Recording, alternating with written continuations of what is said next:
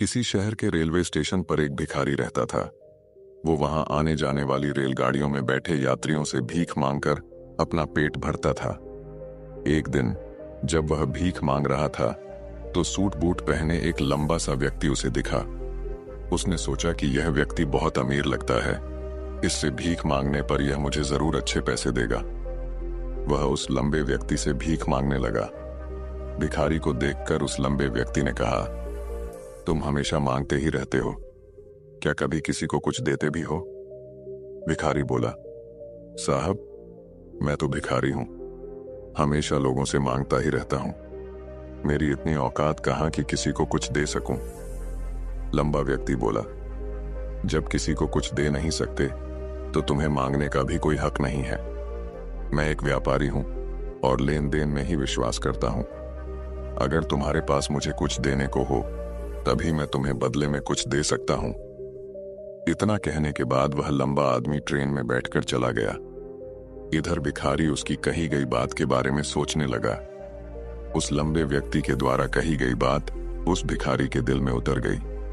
वह सोचने लगा कि शायद मुझे भीख में अधिक पैसा इसीलिए नहीं मिलता क्योंकि मैं उसके बदले में किसी को कुछ दे नहीं पाता हूं।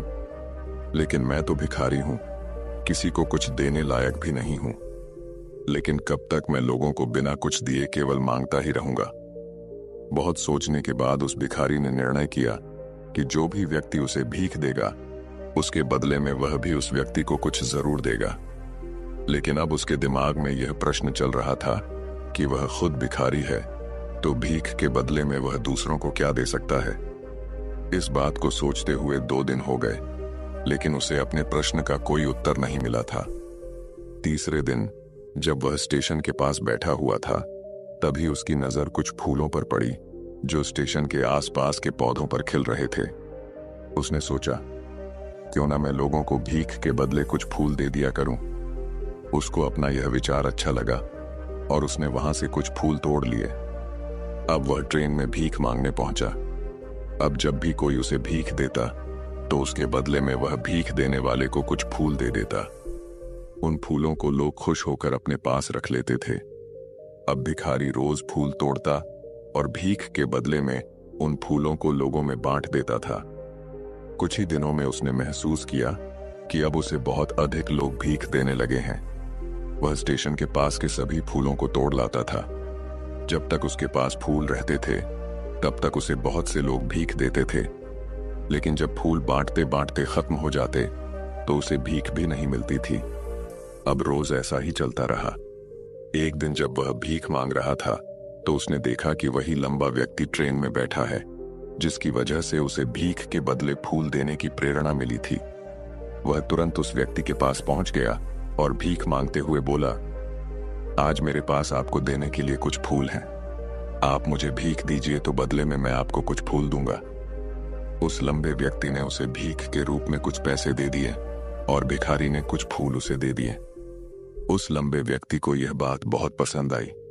वह बोला, वाह क्या बात है, आज तुम भी मेरी तरह एक व्यापारी बन गए हो।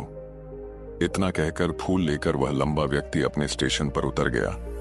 लेकिन उस लंबे व्यक्ति द्वारा कही गई बात एक बार फिर से उस भिखारी के दिल में उतर गई। वह बार बार उस लंबे व्यक्ति के द्वारा कही गई बात के बारे में सोचने लगा और बहुत खुश होने लगा। उसकी आंखें अब चमकने लगीं। उसे लगने लगा कि अब उसके हाथ सफलता की वह चाबी लग गई है जिसके द्वारा वह अपने जीवन को बदल सकता है।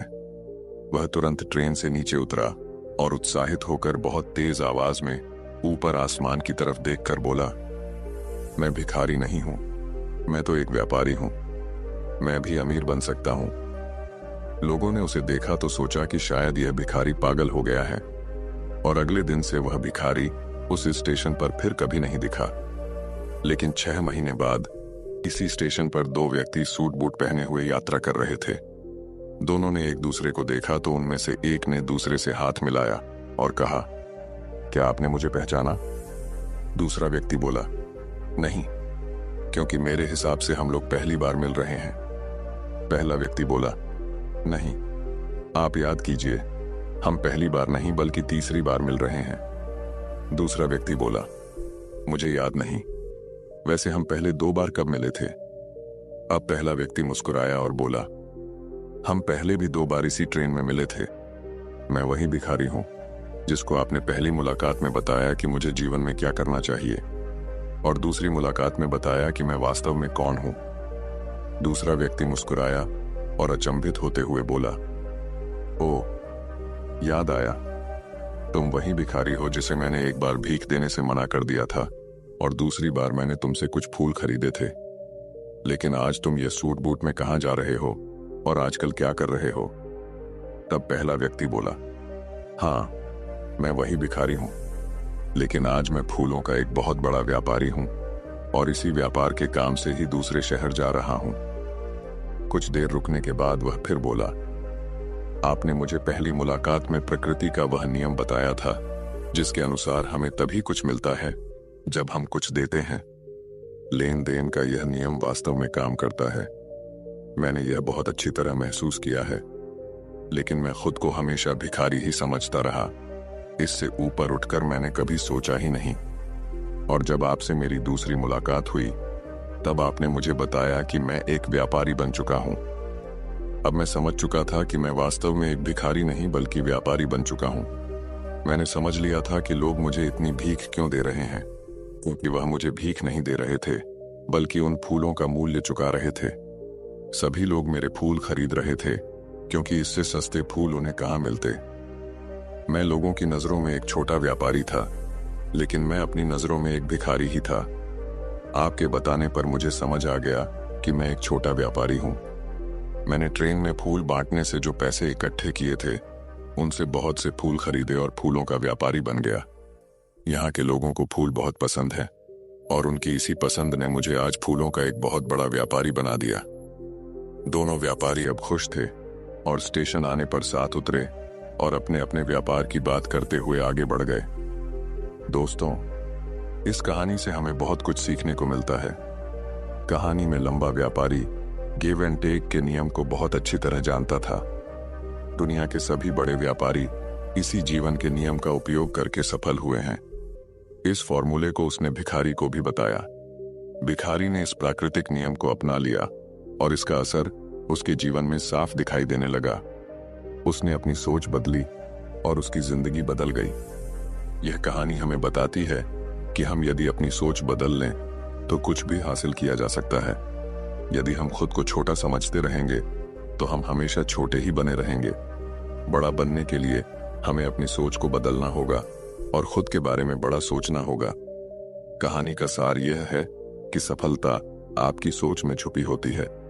खुद का आत्मसम्मान जगाइए, अपनी सोच को बड़ा बनाइए और देखिए कैसे आप सफलता के शिखर पर पहुंच जाते हैं।